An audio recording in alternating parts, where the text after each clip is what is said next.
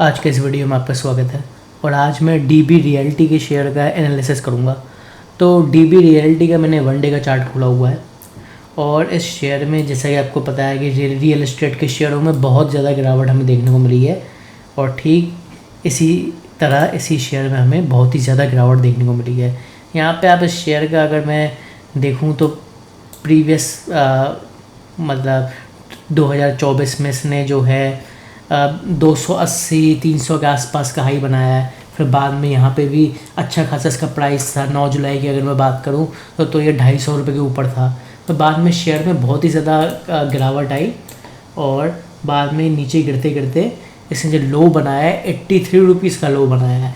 लेकिन अब 83 का लो बनाने के बाद इसमें थोड़ी सी रिकवरी आई है, क्योंकि आपको पता ही है जैसे कि मार्केट में भी रिकवरी आई है तो सारे शेयरों में रिकवरी आई है और रियल एस्टेट के शेयरों में भी रिकवरी आई है तो इसमें भी आई है। वैसे आज सारे रियल एस्टेट के शेयर बढ़े हुए थे तो डीबी रियल्टी भी उनमें से एक है। बस फ़र्क इतना है कि डीबी रियल्टी सबसे ज़्यादा बढ़ा है आज। ठीक है, तो अगर मैं आज इस शेयर की बात करूं तो एक मिनट, तो इस शेयर ने 124.28 का हाई बनाया है, 124.28 का क्लोजिंग प्राइस है और पूरे 20% की तेज़ी पर बंद हुआ है। अपर सर्किट लगा है इसमें।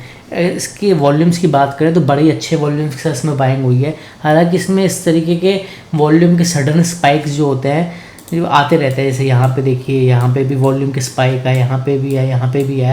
लेकिन फिर भी अगर इसके आप नॉर्मल वॉल्यूम देखोगे तो इसके 1-2 मिलियन के आसपास वॉल्यूम होते हैं और ये वॉल्यूम स्पाइक जो हुआ है आज भी, तो इसके जो वॉल्यूम है 17.195 मिलियन है। तो काफ़ी ज़्यादा हाई वॉल्यूम्स के साथ बाइंग हुई है यहाँ पे। ठीक है, लोगों का बाइंग का इंटरेस्ट, फुल बाइंग इंटरेस्ट रहा है। मार्केट में बाद में थोड़ी कमज़ोरी भी आई, लेकिन उसके बावजूद भी शेयर में पूरा 20% का अपर सर्किट लगा है। ठीक है, तो अब हमें शेयर में आगे क्या करना चाहिए? क्या इसको अभी ख़रीदना ठीक होगा? और ख़रीदेंगे तो क्या रिस्की होगा ख़रीदना? इसको किस प्राइस पे ख़रीदेंगे जिससे हम फंसे नहीं?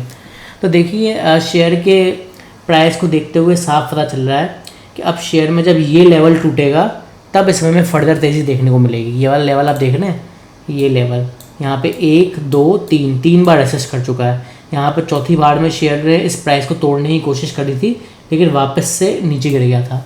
तो अभी ये शेयर इस प्राइस को फिर से तोड़ सकता है। ये जो प्राइस है ये 125 रुपये का है, 125 आज 125 के तो रेट पे आया ही नहीं है शेयर। ठीक है, तो 125 का इसका इंपॉर्टेंट लेवल है। अब अगर आपको बाइंग करनी है तो अगर आपको शेयर में खरीदारी करनी है, शेयर को खरीदना है, तो आप 125 रुपये के लेवल के ऊपर खरीद सकते हैं। ठीक है, अगर एक्सपोनेंशियल मूविंग एवरेज की बात करें तो शेयर अपने 20 दिनों के एक्सपोनेंशियल मूविंग एवरेज के ऊपर है, अपने 50 दिनों के एक्सपोनेंशियल मूविंग एवरेज के भी ऊपर है, 100 डेज़ के एक्सपोनेंशियल मूविंग एवरेज के आज ही ऊपर गया है काफ़ी समय बाद, और 200 के EMA का भी नीचे है। ठीक है, तो 200 दिनों के एक्सपोनेंशियल मूविंग एवरेज का भी नीचे है और 125 का जो इंपॉर्टेंट लेवल है उसके नीचे है।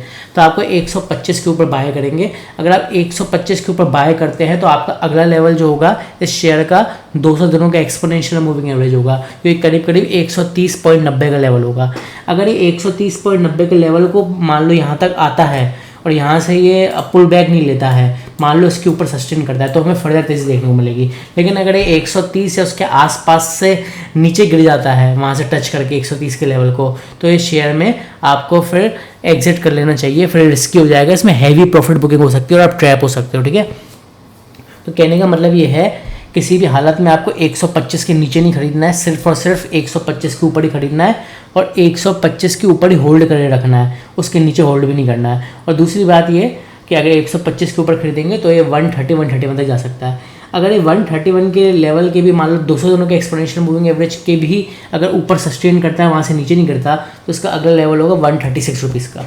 और अगर 136 के भी ऊपर सस्टेन करता है तो पहले हमें 140 के लेवल देखने को मिलेंगे। अब 140 का काफ़ी इंपॉर्टेंट लेवल है, एक राउंड फिगर का लेवल भी है और साइकोलॉजिकल लेवल भी है 140 रुपये का। 140 रुपये के बहुत समय से ऊपर नहीं गया है। अगर 140 के ऊपर जाएगा तो हमें इसमें अच्छी खासी तेज़ी देखने को मिलेगी। हमें फिर इसमें 150, उसके बाद 160 रुपये के लेवल देखने को मिल सकते हैं। तो अभी फ़िलहाल हमें इसमें 160 तक के लेवल देखने को मिल सकते हैं, वो भी तब जब मेरे बताए हुए लेवल्स के ऊपर सस्टेन करना चाहिए। 125 के ऊपर तो चला जाएगा, कोई बड़ी बात नहीं है, लेकिन 130 के ऊपर आके उसके ऊपर रहना ये बड़ी बात होगी। समझ रहे हैं। कहीं इस बीच ये हो सकता है कि कहीं कोई प्रॉफिट बुक कर दे, तो आपको भी इसमें एग्जिट कर लेना है बिना सोचे समझे, मतलब बिना टेंशन के एग्जिट कर लेंगे, आपको सस्ते प्राइस पे मिल जाएगा शेयर, कोई दिक्कत नहीं है, ठीक है। तो 131 के ऊपर करीब करीब 130 या 131 के ऊपर रहना चाहिए, तो ये मेरे बताए हुए लेवल्स अचीव कर सकता है। ये एकदम से नहीं होगा, थोड़ा समय लग जाएगा, आपको थोड़ा होल्ड करके रखना पड़ेगा, कर सकता है। बाकी शॉर्ट टर्म में 180 रुपये तक जा सकता है, ठीक है। तो अगर आप शेयर में इंटरेस्टेड है तो इसको होल्ड कर सकते हैं, और इसमें बाइंग की पोजीशन भी बना सकते हैं। आज के इस वीडियो में था, थैंक यू।